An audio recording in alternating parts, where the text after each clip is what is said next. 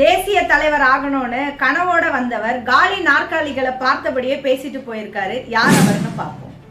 2026 சட்டமன்ற தேர்தலுக்கு இன்னும் 10 மாசம் தான் இருக்கு.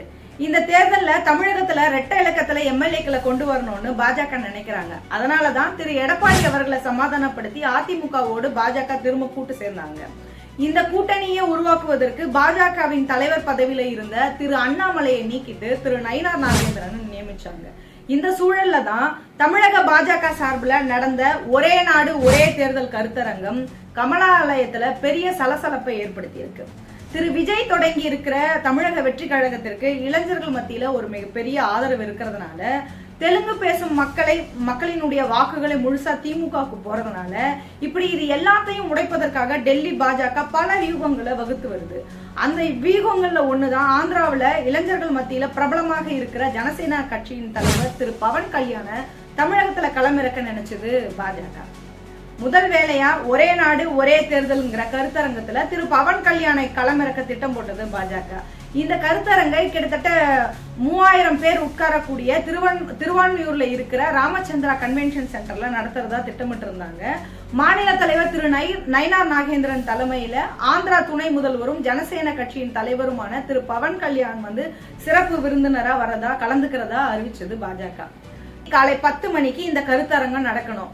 9 மணிக்கு நிகழ்ச்சிக்கு நடக்கிற இடத்துக்கு பாஜக நிர்வாகிகள் ஆட்களை கூட்டிக்கிட்டு வரணும்னு கமலாலயத்துல சொல்லி இருக்கிறாங்க. அதனால காலை 8 மணிக்கு 2500 பேர் உட்காரக்கூடிய நாற்காலிகள் போடப்பட்டிருக்கு. ஆனா 10 மணி வரைக்கும் 100 பேர் கூட அந்த கருத்தரங்கத்துக்கு வரல. அதன் பிறகு சில பல வேலைகளை செய்து 11 மணிக்கு 300 பேர் கூட இருந்திருக்க மாட்டாங்க அந்த அரங்கத்துல. இதுக்கு இடையில தேசிய தலைவர் ஆகணும்னு கனவோட நிகழ்ச்சிக்கு கலந்துக்க சென்னைக்கு வந்த திரு பவன் கல்யாண் 9 மணி நிகழ்ச்சிக்கு ஆர்வத்துல கனவுலையும் 8:30 மணிக்கே ரெடியாகி இருக்கிறாரு. நிகழ்ச்சிக்கு கிளம்பலாமான்னு பாஜக நிர்வாகிகள் கிட்ட கேட்டுக்கிட்டே இருந்திருக்கிறாரு. ஒரு பக்கம் திரு பவன் அவர் பேசி தமிழகத்துல பாஜக வளர்த்துடலாம்னு பேராவோட இருந்தாரு. அதனால எப்ப கூட்டத்துக்கு போலான்னு கேட்டு நச்சரித்துக்கிட்டே இருந்திருக்கிறாரு. இதன் பிறகு 11 மணிக்கு தான் திரு பவன் கல்யாண் நிகழ்ச்சி அரங்குக்கு வந்தாரு. ஒவ்வொருவரா பேசி முடிச்ச பிறகு திரு பவன் கல்யாண் பேச வந்தப்போ கூட்டமே இல்லை. காலி நாற்காலிகளை பார்த்தபடியே தான் அவர் பார்த்து பேசிட்டு போயிருக்கிறாரு. பாவம் திரு பவன் கல்யாண் தேசிய தலைவர் ஆகணும்னு கனவோடு வந்தவருக்கு தெரியாதுன்னு நினைக்கிறேன். தமிழகத்துல பாஜகவுக்கு நடத்துற எல்லா நிகழ்ச்சியிலும் இப்படிதான் கூட்டம் இல்லாம இருக்கும்னு அவருக்கு தெரியாம இருக்கு.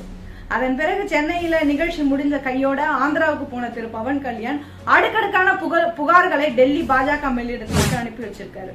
பாஜக தலைவர்கள் கிட்ட திரு பவன் என்ன சொல்லியிருக்காரு அப்படின்னா, நடிகர் விஜய்க்கு போட்டியா தமிழ்நாட்டுல நடக்கிற கூட்டங்கள்ல பேசணும் தானே நீங்க என்ன கேட்டுக்கிட்டீங்க. நீங்க சொன்னது போலவே சென்னை கருத்தரங்களை பேசுறதுக்கு டாக்டர் தமிழிசை சவுந்தரராஜன் அழைச்சாங்க. ஆனா இந்த நிகழ்ச்சியில தமிழக பாஜக ஒரு முறையான ஒரு ஏற்பாடுகளை செய்யல.